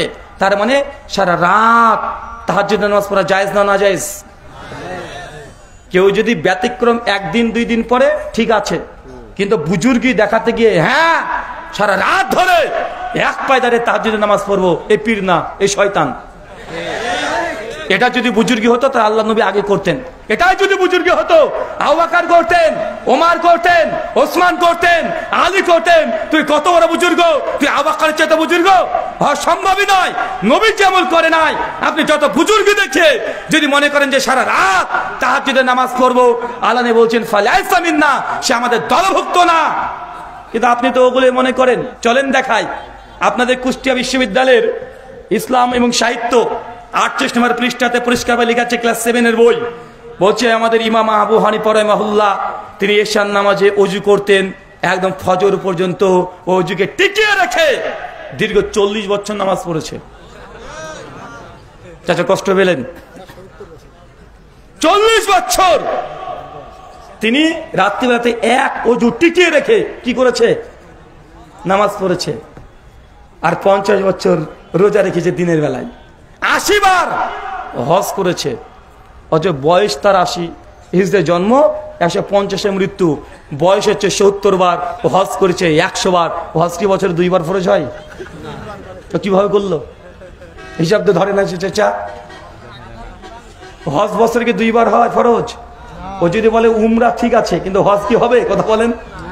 আবার বলছি এশার সময় ওযু করে মসজিদে ঢুকে পড়তেন, এশার নামাজ পড়ে সারা রাত তার ওযু ভাঙতো না, একদম ফজরের নামাজ পড়তো, তারপরে বাড়িতে আসতো। মানে মাঝখানে ওযু ভাঙেনি, মানে ফুসফাস কিচ্ছু হয়নি। একটা দুইটা দিন না, কিন্তু কয়দিন? 40 বছরে বাবা। আচ্ছা ধরলাম আল্লাহর ওলি, তাদের অত খাবারের চাহিদা ছিল না, আমাদের মতো এই নোংরা নোংরা খাবারও খায় না, চপ পেঁয়াজি খায় না। সেই সময়কার ওই জিনিসগুলো খেয়েছে, ওই গ্যাসটা প্রবলেম কম ছিল। হাগু পটে কি চাপবে না? ধরে নিলাম 40 বছর চাপে না, যান 40 বছর কি স্ত্রীর কাছে যাওয়া লাগবে না? কি বলেন? স্ত্রী হোক আছে না নাই? বলতে পারেন হুজুর স্ত্রীর কাছে কি শুধু রাত্রেবেলায় যেতে হয় নাকি? দিনে কাজ নাই? দিনে হবে না? হবে তো। কিন্তু হুজুর যে বই লিখে রেখেছে যে 50 বছর দিনের বেলা রোজা রেখেছে, দিন শেষ। দিন শেষ হলো না? দিন শেষ। আচ্ছা, আমার এগুলো প্রশ্ন নয়, আমার মূল প্রশ্ন এবার দুটা করছি, একটু আপনারা উত্তর দিন তো চাচা। একজন ব্যক্তি অজু করেছে, অজু করে যদি ঘুমিয়ে যায়, অজু আছে না গেছে? অজু অবস্থায় ঘুমিয়ে গেলে অজু থাকবে? অজু ভেঙে যাবে। হানাফি, শাফি, মালিকি, হাম্বলি, দেবন্দি, বেরেলভি, জামাত ইসলামী, চরমনাই, এনাদপুরি, জৌনপুরি, রাজারবাগী, ফুলতলি, দেওয়ানবাগী, আটরশি, যতগুলো দল, মাযহাব, ফিরকা যা আছে সবার একমতে অজুরত অবস্থায় কেউ যদি ঘুমিয়ে পড়ে তার অজু থাকে না, অজু ভেঙে যায়। এটা একমত আমরা সকলে? চাচা, তাহাজ্জুদের নামাজ, তাহাজ্জুদ মানে কি? ফাতাহাজ্জাদ বিহা, সূরা বনী ইসরাঈল আয়াত নম্বর 179। তাহাজ্জুদ কাকে বলা হয়? যে নামাজ মানুষ ঘুম থেকে উঠে পড়ে। চাচা কি বললাম বলেন তো? তাহাজ্জুদ মানে কি? ঘুম থেকে উঠে পড়ার নাম হচ্ছে তাহাজ্জুদ। তবে তাহাজ্জুদের জন্য কি শর্ত? ঘুম শর্ত। ঘুম শর্ত না? তাহাজ্জুদের কি শর্ত? ঘুম শর্ত। বাহারুর রায় ৫ম খণ্ড কিতাবুল লাইল পৃষ্ঠা নম্বর ২৭৬ পরিষ্কারভাবে লেখা আছে, কেউ যদি সারা রাত জেগে থাকে, মাঝখানে ঘুমায় নাই, কিন্তু যদি নামাজ পড়ে ওরা তাহাজ্জুদ হবে না, নফল নামাজ হবে। কি নামাজ হবে? এটা নফল। তার মানে তাহাজ্জুদের জন্য ঘুম শর্ত। আমার সাদা মনে সাদা প্রশ্ন, চাচা তাহাজ্জুদের জন্য কি শর্ত? ঘুম শর্ত। ঘুমালে কি থাকে না?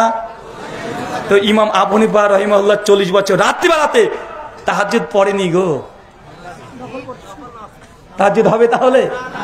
তাহাজ্জুদ, আরে ভাই তাহাজ্জুদ ঘুম শর্ত, আর ঘুমালে তো অজু গেছে। এইসব কিছু বদমানুষ, কিছু ভণ্ডরা আছে, ইমাম আবু হানিফার নামে মানে বাড়াতে বাড়াতে বাড়াতে বাড়াতে তাকে উঁচু করতে গিয়ে তার তাহাজ্জুদ বাতিল করে দিয়েছে। মানে একটা কথা প্রচলিত আছে না, চোর চুরি করলে জুতো ফেলে থুয়ে পালাই, আর ওই জুতো ধরার কাজটা হচ্ছে আমাদের, ওটা সবাই ধরবে না। আমার কথা হচ্ছে এটা, এরা হচ্ছে অজু টিকাতে গিয়ে, অজুর ফজিলত দেখাতে গিয়ে তাহাজ্জুদ বাতিল করে দিয়েছে। হয় তাহাজ্জুদ বলেছে যে তাহাজ্জুদ পরে অজু করেনি, অজু ভেঙে গেছে, অজুর এই ঘটনা জাল, মিথ্যা। আর যদি বলে না, আরে অজু ছিল ৪০ বছর, তাহলে ৪০ বছর তাহাজ্জুদ পড়েনি। কোনটা নিবা তুমি? প্রথম নিলে এটাও ভালো, আর দ্বিতীয়টা নিলে মহা বিপদ। যা নিবেন আপনি তাই নিতে পারেন। অথচ এই হাদিস, আমি এ কথাই বলি যে আল্লাহ নবী বলছেন, যে ব্যক্তি সারা রাত তাহাজ্জুদের নামাজ পড়বে ফালাইসা মিন্না, তার আমার দলভুক্ত নয়। ইমাম আবু হানিফা হাদিসটা জানতেন না? হ্যাঁ জানতেন, যে তার নামে এরা মিথ্যা কথা রচনা করে দিয়ে গেছে। বলছে আমাদের পীর আব্দুল কাদের জিলানী রাহিমাহুল্লাহ আমাদের নবী প্রসঙ্গে বলছেন, বাইজিদ বুস্তামির জীবনী লিখছেন তাজকিরাতুল আউলিয়ার মধ্যে ২য় খণ্ড ৪২৭ থেকে ৩০ নম্বর পৃষ্ঠায়, ওখানে লিখছে যে মুসা নবী আল্লাহকে দেখতে চেয়েছে, আল্লাহ দেখা দেয় নাই। কিন্তু ইমাম আবু হানিফা রাহিমাহুল্লাহ আল্লাহকে ৯৯ বার দেখেছে। কতবার? হুজুর ওয়াজ করেন না চাচা? ৯৯ বার। হানাফি ভাইরা লিখেছে, শাফি মাযহাব যারা মানি, আপনাদের শাফি দেখতে পান না, আমাদের ইন্ডিয়াতে আছে, কেরালাতে, সাউথ ইন্ডিয়ায় অনেক শাফি, তারা তাদের বই তাবাকাত শাফি ১ম খণ্ড ১৬৭ পৃষ্ঠা লিখছে, তোমাদের ইমাম ৯৯ বার, আর আমরা যে ইমামকে মানি, আমাদের ইমাম শাফি, উনি আল্লাহকে ১০০ বার দেখেছে, একদম সেঞ্চুরি। তোমাদের ৯৯ বার, আমাদের ১০০ বার। আর যারা পীর তরিকে বিশ্বাসী, এদের তোমার ধরা ছড়া বাইরে।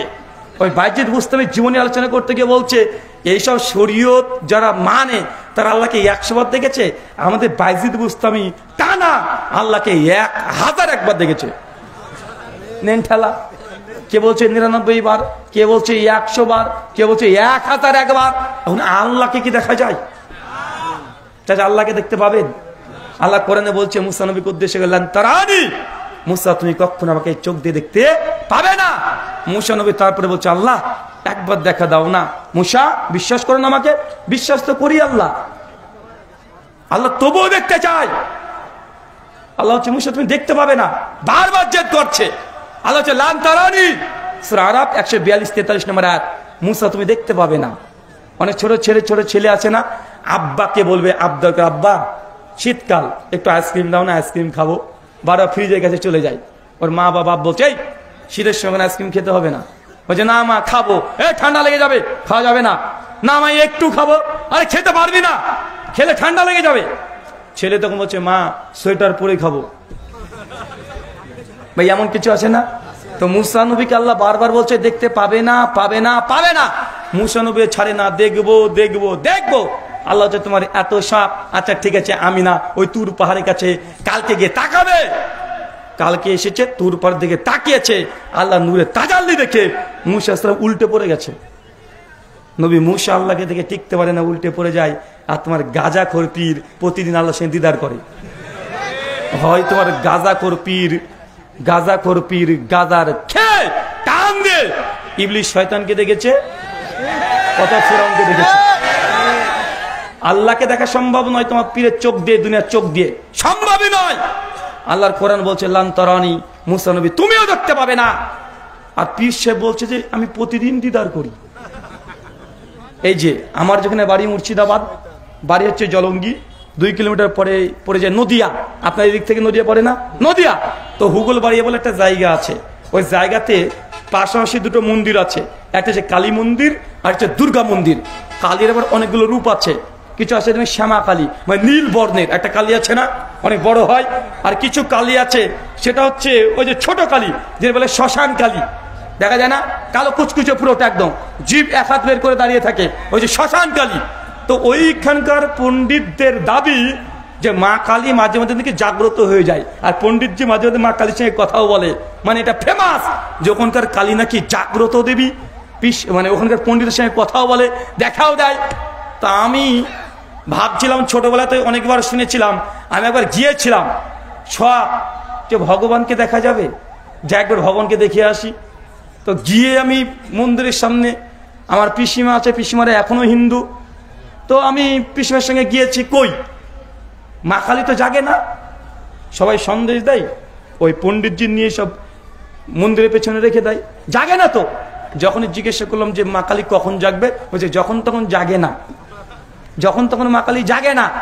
আমি তখন পরবর্তী সময় যখন কোরআন হাদিস নিয়ে গবেষণা করলাম, হিন্দু শাস্ত্র গবেষণা করলাম, তখন দেখছি ও পণ্ডিতটা ডাহা মিথ্যা কথা বলেছে। কারণ শ্রীমদ্ ভাগবত গীতা কৃষ্ণের বিশ্বরূপ দর্শন অধ্যায় শ্লোক সংখ্যা 8, অর্জুন শ্রীকৃষ্ণকে বলছে প্রভু আপনাকে দেখতে চাই, একবার দর্শন দেন। শ্রীকৃষ্ণ বলছে অর্জুন আমাকে তুমি দৈব দৃষ্টি দিয়ে দেখা সম্ভব নয়। গীতায় 11 অধ্যায় 48 নম্বর শ্লোক, কৃষ্ণকে অর্জুন আবার বলছে প্রভু দেখতে চাই আমি আপনাকে। অর্জুন দেখতে পাবে না। গীতায় 11 অধ্যায় 53 নম্বর শ্লোক, অর্জুনকে যখন শ্রীকৃষ্ণ দেখছে, বারবার দেখতে চাচ্ছে, শ্রীকৃষ্ণ তখন তার বিশ্বরূপ দর্শন করিয়েছে।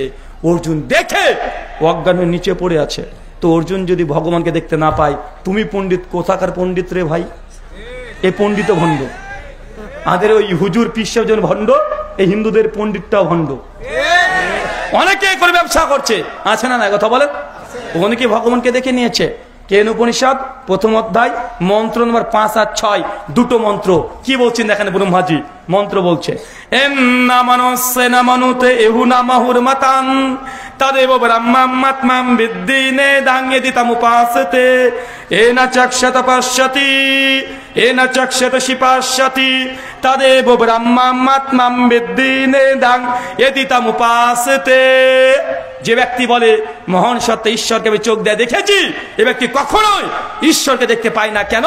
তিনি ঈশ্বর হবেন, তাকে চোখ দিয়ে দেখা সম্ভব নয়। তাই আমি বলেছি, কোন হিন্দু পণ্ডিত যদি বলে যে ঈশ্বরকে দেখেছি, কোন হুজুর পণ্ডিত যদি বলে আমি আল্লাহকে দেখেছি, এই ঠাকুর আর হুজুর দুজনই মিথ্যাবাদী।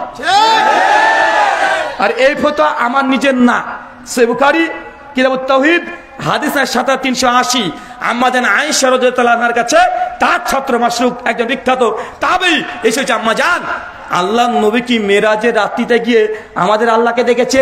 আম্মা জান চট করে জলদি উত্তর দিয়ে বলছেন ওমান হাদাসাকা আন্না মুহাম্মদ সাল্লাল্লাহু আলাইহি সাল্লাম রাই রাব্বাহু ফাকাদ কাযাব।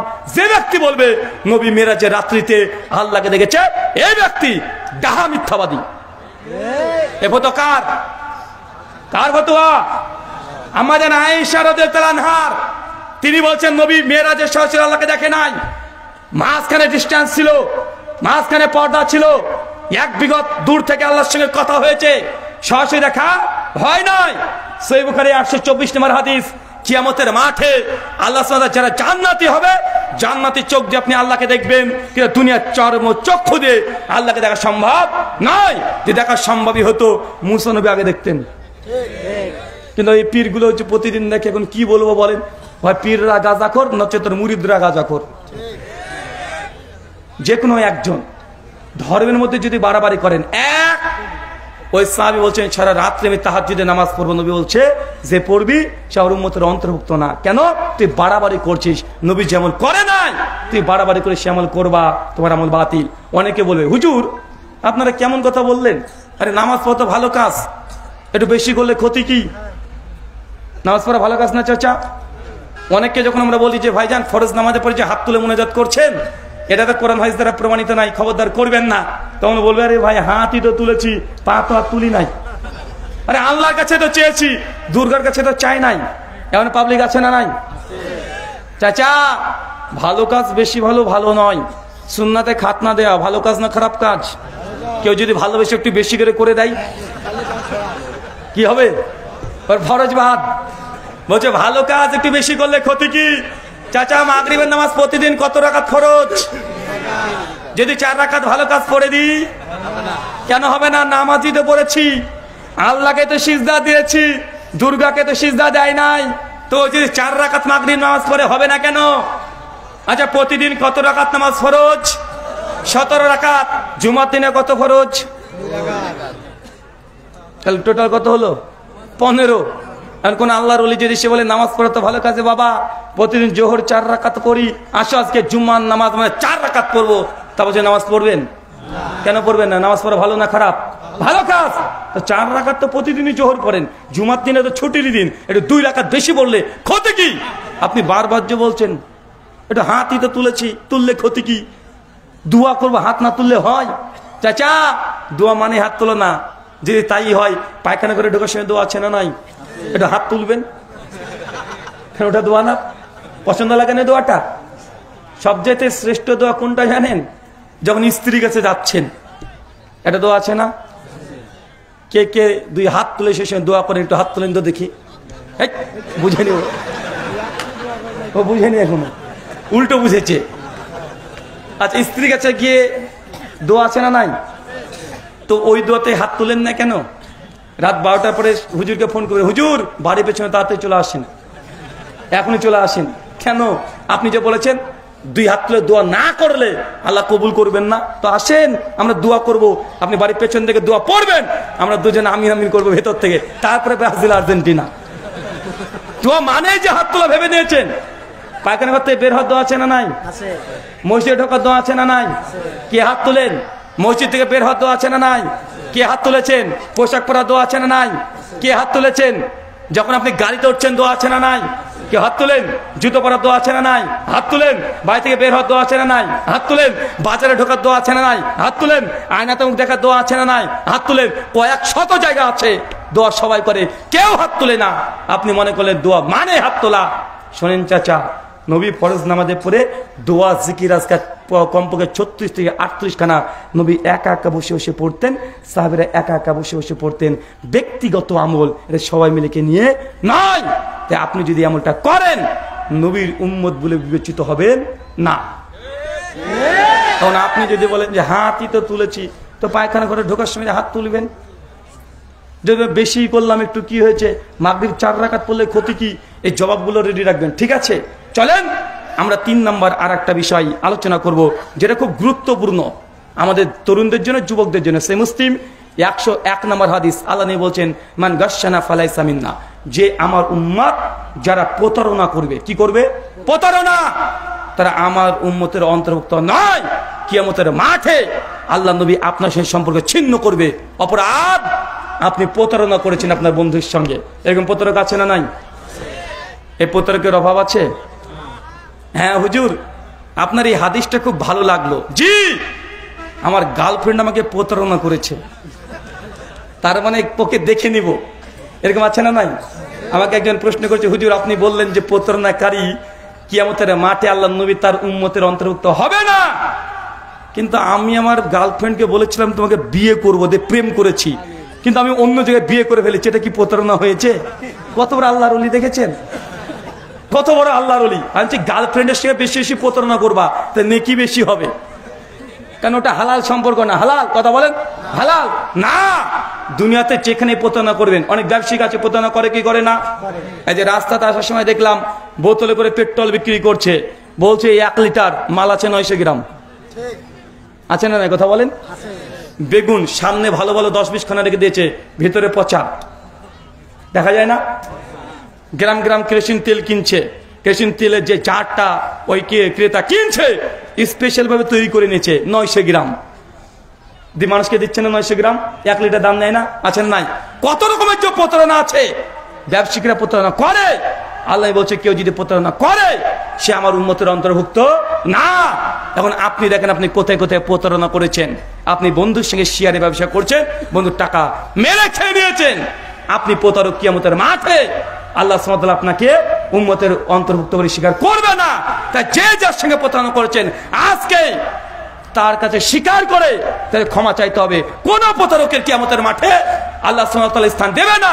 সেই মুসলিমের হাদিস, আল্লাহ নবী বলেন কিয়ামতের মাঠে যারা দুনিয়াতে প্রতারণা করেছে সেই সব প্রতারকদের হাতে একটা করে পতাকা তুলে দিবে, যেন মানুষ বুঝতে পারে এই ব্যক্তিরা প্রতারক। লোকে দেখে পতাকা দেখে বুঝতে পারবে এই ব্যক্তি মানুষের সঙ্গে প্রতারণা করেছে। তাই সাবধান, প্রতারণা করা থেকে একদম সাবধান। কোন কাজে যেন প্রতারণা না হয়। আমাদের সঙ্গে প্রতারণা বাড়ছে না কমছে? সব জায়গায় প্রতারক ঢুকে পড়েছে। ঢুকেছে না ভাইজান? ঢুকছে। আল্লাহ সুবহানাহু ওয়া তাআলা তুমি হেফাজত করো, সকলে পড়ি আমিন। 4 সুনান আবু দাউদ হাদিস না 2175। জি, এটা মা আর শাশুড়ির হাদিস। কার হাদিস? মা শাশুড়ি। আল্লাহ নবী পরিষ্কারভাবে জানাচ্ছেন লাইসা মিন্না, ওরা আমাদের দলভুক্ত নয়। কিয়ামতের মাঠে সম্পর্ক ছিন্ন করে নেব তাদের সঙ্গে যারা স্বামীর সঙ্গে স্ত্রীর দ্বন্দ্ব লাগিয়ে দেয়, আর স্ত্রীর সঙ্গে স্বামীর দ্বন্দ্ব লাগিয়ে দেয়। আছে না নাই? মেয়েদেরকে পরামর্শ, বিয়ে যদি হয়েছে যেই দিন, বাপের বাড়ি থেকে যেই দিন তুমি পা রাখবে তারপরে মায়ের কোনো কথা শোনা যাবে না। বুঝতে পারলেন না মনে হয়? বাপের বাড়ি যেদিন ত্যাগ করে দিয়েছো তারপরে তোমার আপন মায়ের কোনো কথা, তোমার সংসার প্রসঙ্গে কোনো কথা আর শোনা যাবে না। যদি শুনতে যাও সংসার 1 বছরে ভাঙবে। যদি খালার কথা শোনো 6 মাসে তোমার বিয়েকে বাতিল করতে হবে আবার। কেন? কারণ এরাই সংসারে সব চাইতে বেশি অশান্তির সৃষ্টি করে। আর মা আর বাপকে বলি, শ্বশুর শাশুড়িকে বলি, যারা শ্বশুর শাশুড়ি হয়ে গেছেন, যারা ছেলের বিয়ে দিয়েছেন, ছেলের বিয়ে দেওয়ার পরে আপনি ভাবছেন যে ছেলেটা আমার পর হয়ে গেল, তো পর হয়ে গেল তো ছেলে বিয়ে দিলেন কেন? মা বলছে ছেলে আমার নাই গো, আর আমার আর নাই, ও বোর হয়ে গেছে। এমন আছে না নাই? কথা বলেন। আরে আপনি তো বিয়ে দিয়েছেন ওর বোর হওয়ার জন্যই তো দিয়েছেন। কার হওয়ার জন্য দিয়েছেন? যে স্ত্রীর হয়ে যায়, এই জন্য তো ছেলের বিয়ে দিয়েছেন। এখন যদি বলেন যে না ছেলে আমার নাই, ওটা ওর হয়ে গেছে, ওর বোর হয়ে গেছে, সবসময় বোর দিকে মানে ইঙ্গিত করে কথা বলে, আমাকে আর ভালোবাসে না, ব্যাপারটা এমন নয়। সংসারে মা আর বাবা, শ্বশুর শাশুড়ি এই যে সূর্যের মতো দূর থেকে তারা আলো দিবে পরিবারকে আলোকিত করার জন্য। কিন্তু সূর্য যদি ঘরের মধ্যে ঢুকে কি হবে? কি হবে?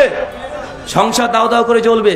তাই শ্বশুর শাশুড়ি, বাপ মা, ছেলে মেয়ে, ছেলে বই সংসারের মধ্যে ঢোকার দরকার নেই। দূর থেকে শুধু আলো দিয়ে আলোকিত করেন, ভিতর ঢুকলে ছাড়খাড় হয়ে যাবে। এমন পরিবার আছে না নাই? আছে না? সবসময় কুটুর চলছে। তাই আল্লাহ নিয়ে পরিষ্কার জানিয়েছে যারা সংসার ভেঙে দেয়, স্বামী স্ত্রীর সম্পর্কে নষ্ট করে দেয়, 3 নম্বর ব্যক্তি ঢুকে যায়, আল্লাহ নিয়ে পরিষ্কারভাবে জানাচ্ছে তারা কিয়ামতের মাঠে আমি তাদের সঙ্গে সম্পর্ক ছিন্ন করে দিব। কারণ সে আমার উম্মতের মধ্যে সম্পর্ককে ছিন্ন করেছে। আজকে লাইসা মিন্না, তারা আমাদের দলভুক্ত না। 5 সহিহ মুসলিম 102 নম্বর হাদিস, আল্লাহ নবী পরিষ্কারভাবে জানাচ্ছেন একজন মুমিন যদি একজন মুমিনের দিকে অস্ত্র ধারণ করে, কি ধারণ করে? অস্ত্র ধারণ করে। লাইসা মিন্না, তারা আমাদের দলভুক্ত নয়। একজন মুমিন যদি একজন মুমিনকে হত্যা করে দেয়, অপরাধী না, হত্যা করে দিয়েছে, এই হাদিসের আলোকে বোঝা যায় ওই যে তুঙ্গির 5 জন মুসলমানকে মুসলমান হত্যা করেছে, এরা কেউ আল্লাহ নবীর উম্মত না। যেসব ভাইরা বলছেন বারবার আহলে হাদিসদেরকে পেটাতে চান, মারতে চান, চরমনা বিশ্বাস 4 দিন আগে বক্তব্য দিয়েছে, ভিডিওটা রেকর্ড করা আছে, আপনারা আজকে দেখতে পারেন। উনি বলছেন কোন আহলে হাদিস যদি মসজিদে জোরে আমিন বলে তাকে মসজিদে বেঁধে রাখবেন। বলেছে কি বলে নাই? আল্লাহ নবীর স্পষ্ট হাদিস, মুসলিমদের সঙ্গে পরিষ্কারভাবে শত্রুতা করা, তার দিকে অস্ত্র ধারণ করা, তাকে হত্যা করা, যে করবে সে নবীর উম্মতের অন্তর্ভুক্ত নয়। আর একটা হাদিস, এই হাদিসটা আমারও জানা ছিল না, জানা ছিল তো হাদিসটা সহিহ, এটা জানা ছিল না, আমি আগে ভাবতাম জয়ীফ, তো আজকে তাহকিক করলাম, হাদিসটা সহিহ মনে হলো। সুনান তিরমিজি হাদিস নাম্বার 2761। আল্লাহ নবী বলছেন, কোনো মানুষ যদি দাড়ি চাচ্ছে কিন্তু গোপ রেখে দিয়েছে, আছে না নাই? এ আমার উম্মত না। কি বলেন তো ভাইজান? কে দাড়ি চেয়েছে, মোটা মোটা গোপ রেখে দিয়েছে, রাবণের মতো দেখা যায় না? রাবণের মতো মানে দাড়ি নেই, একদম ক্লিন শেভ, মনে হচ্ছে ওর স্ত্রীর গালের মতো তেল তেল, একদম মোটা গোপ আছে। এর মধ্যে দেখা যায় কি যায় না? সুনান তিরমিজি হাদিস 2761, শেখ আলবানী সনদ সহিহ বলেছেন, শুআইব আরনাদ সনদকে সহিহ বলেছেন, জমহুর মুহাদ্দিস এসের সনদকে সহিহ বলেছেন। তার মানে মুসলমান সহিহ বুখারী 5064 নম্বর হাদিস, দাড়িটাকে ছেড়ে দিবে, গোপটাকে ছোট করবে, কিন্তু উল্টো করেছে। কি করেছে? দাড়িটাকে মানে চেঁচে পরিষ্কার করে গোপটাকে মোটা রেখেছে। এটা কাদের কাজ? এটা হিন্দুদের যারা ক্ষত্রিয় তাদের কাজ। ক্ষত্রিয় মানে যোদ্ধা, তারা উঁচু উঁচু মোটা মোটা গোপ রাখে, দাড়িটাকে চেঁচে ফেলে। এটা কাদের অনুসারী? কাদের? এটা অমুসলিমদের অনুসারী। আপনি আল্লাহ নিয়ে পরিষ্কার কথা, যারা আমার উম্মতের মধ্যে গোপ রাখবে, দাড়িকে চেঁচে ফেলবে, তারা আমার উম্মতের অন্তর্ভুক্ত না।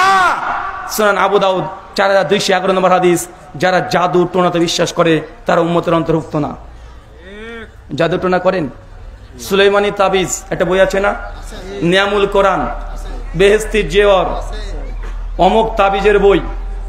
আজকে তো দেখছি যে বাংলাদেশে প্রথম আলোর 2য় পৃষ্ঠাতে বড় একটা আর্টিকেল দেয় প্রতিদিন। কি দেয়? যে কোন রাশির কি ফল হবে, মকর রাশি, ক্রান্তি রাশি, আছে না নাই? বলছে হাত দেখাও, ভাগ্যটাকে জেনে নাও। যারা এতে বিশ্বাস করবে, আল্লাহ নবী বলছেন ফালাইসা মিন্না, তারা আমাদের দলভুক্ত না। অনেক মেয়েরা আছে, অনেক ছেলেরা আছে, হুজুরের কাছে যায়, আমাদের কাছে অনেকে চলে আসে না বুঝতে পেরে, হুজুর কি হয়েছে? বুঝি অমুক মেয়েটাকে আমি ভালোবাসি, কিন্তু আমাকে পাত্তা দেয় না, একটা তাবিজ করে দেন না। আছে না নাই? রীতিমতো পেপারে হেডলাইন দেয়, মাত্র 3 ঘন্টাতে বশীকরণ, যদি করে দিতে না পারি টাকা ডবল ফেরত। আছে না নাই? সুলাইমানি তাবিজের কিতাব 413 নম্বর পৃষ্ঠাতে একটা তাবিজ দেওয়া আছে। কি?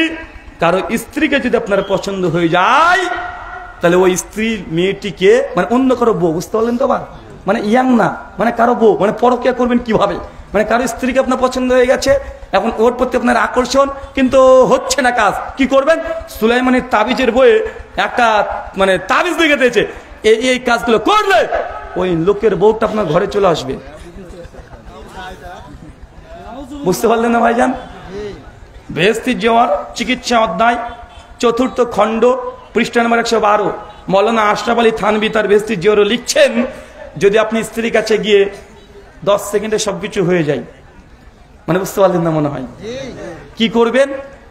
বলছে আশ্বিন মাসে যখন কুকুরের লেজ খাড়া করে, কুকুরের লেজ কেটে নেবেন একটু, আর যদি পার তার অন্ডকোষ কাটবেন, কেটে কেটে পিষবেন, পেশার পরে ওই অন্ডকোষটা হাতে বেঁধে আর কোমরে বেঁধে 40 দিন থাকবেন, তাহলে স্ত্রীর কাছে আপনি এখন ডন হয়ে যাবেন। কথা মানে বুঝতে পারলেন না? মানে এত নোংরা নোংরা কথা। ভাগ্যিস বলেছে কুকুরের লেজ, বাঘের লেজ বলেনি। মানে এমন আশ্চর্য আশ্চর্য জিনিস বলে দিবে, মানে ওটা আপনি জোগাড় করতেও পারবেন না, আপনার দ্বারা হবেও না। আল্লাহর পরিষ্কার কথা, কেউ যদি স্বামী স্ত্রীর মধ্যে ভালোবাসা বৃদ্ধির উদ্দেশ্যেও যে তাবিজ করে, মাদুলি কবজ নেবে, যে তারাও আমার উম্মতের অন্তর্ভুক্ত না। হারাম তো দূরের কথা, আপন স্বামী স্ত্রী মনে করছেন যে স্বামী আমাকে দেখতে পারে না, মনে হয় স্ত্রী ভাবছে যে স্বামী আমাকে মনে পছন্দ করে না, এই জন্য জ্যোতিষের কাছে গিয়েছেন, হাত দেখে তাবিজ করে আপনি নিজে যে তাবিজ পড়েন, কিয়ামতের মাঠে নবী আপনাকে অস্বীকার করবে, তুই আমার উম্মত না, নিজের সম্পর্ক ছিন্ন করে দেবে। জাদুটো না, একদম বাতিল করতে হবে। মুসনাদ আহমদ হাদিস না 14106, সুনান তিরমিজি হাদিস না 2072। আল্লাহ নিয়ে পরিষ্কার ভাবে জানাচ্ছেন, মান তাওয়াল্লা কাতাইমাতান ফাকাদ আশরাকা, যে ব্যক্তি আল্লাহ ব্যতীত, যে ব্যক্তি তাবিজ ঝুলিয়েছে, তাবিজ ঝুলিয়েছে, ফাকাদ আশরাকা, এই ব্যক্তি শিরক করেছে। মানে এটা শিরকের গোনা তো গোনা, কিয়ামতের মাঠে নবীর সুপারিশ তো দূরের কথা, নবী আপনাকে উম্মত হিসেবে স্বীকারই করবে না। কত ভয়ঙ্কর পরিস্থিতি দেখেছেন? আপনাকে এই কথাগুলো জানেন না তা না, জাস্ট আপনাকে গুছিয়ে বললাম। নবীর যদি উম্মত হিসেবে থাকতে চান, কয়টা আমলের কথা বললাম? কয়টা? 5খানা। কি কি বলেছি চট করে একজন বলেন তো, কয়টা বলেছি? 5খানা বলেছি না? কি কি বললাম একটু বলেন তো, একজন শুধু পয়েন্টগুলো বলেন যে এই এই আমলগুলো কেউ যদি করে সে নবীর উম্মত না। কি কি বলেছি বলেন? বলে গেছেন এত তাড়াতাড়ি? আমি টোটাল সিরিয়ালে নিয়ে এসেছি 13খানা এরকম আমল আছে। আপনি বলবেন? হুজুর আপনি মৌলানা না তো? আচ্ছা ঠিক আছে বলেন। বিয়ে করেছেন? হ্যাঁ মাশাআল্লাহ। জি বলেন। এক, দিন ইসলামের মধ্যে যদি নতুন কিছু প্রবেশ করে মানে বিদআত করে।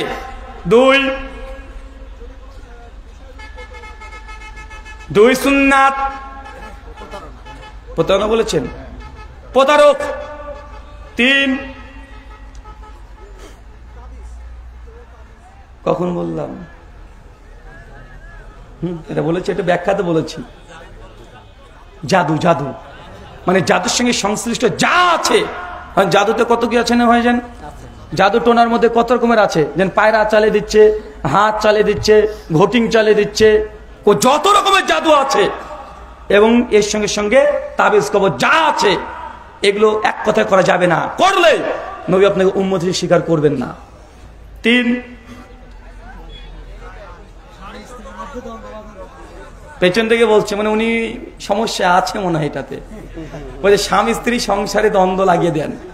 মানে 3 নম্বর ব্যক্তি যদি পরিবারের স্বামী স্ত্রীর মধ্যে দ্বন্দ্ব লাগিয়ে দেয়, নবী সেই 3 নম্বর ব্যক্তির সঙ্গে সম্পর্ক কিয়ামতের মাঠে ছিন্ন করে দিবে। তারপরে এই শেষে বলেছে এটা দাড়ি চেঁচে গোপ মোটা করে রাখা। এরকম মানুষ আছে না মুসলিমদের মধ্যে? অনেক আছে। টোটাল 13খানা হাদিস আজকে ঘেটে ঘেটে বের করেছি।